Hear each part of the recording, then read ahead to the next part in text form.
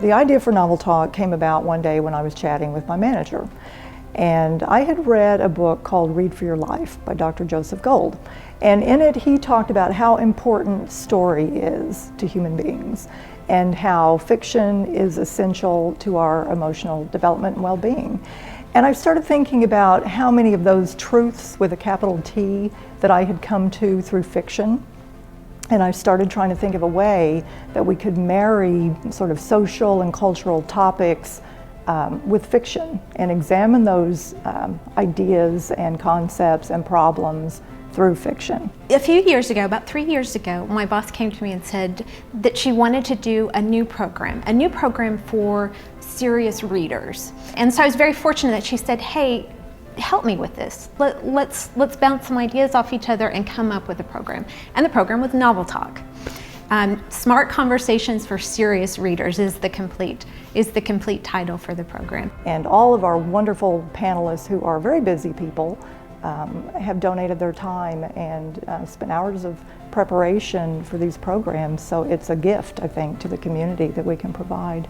I was asked to do Novel Talk about 2 years ago. I think it was one of the very first Novel Talks that they did at the library. And our book was Philip Roth's The Plot Against America. And the subject matter of that novel was an alternative political history, imagining a world, an America in the 20th century where Charles Lindbergh had been elected president, where anti-Semitism was institutionalized in certain ways, and what would the consequences of that be.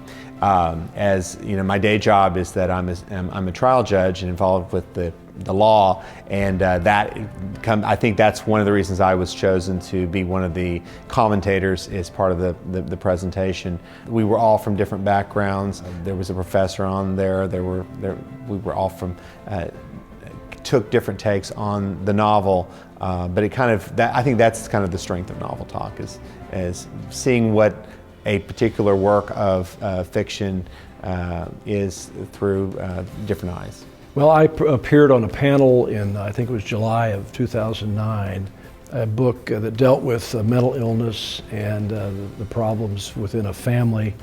And I think I was asked to be involved because I'm a judge with a criminal felony docket, and I see all kinds of problems, every type of mental condition that you can imagine.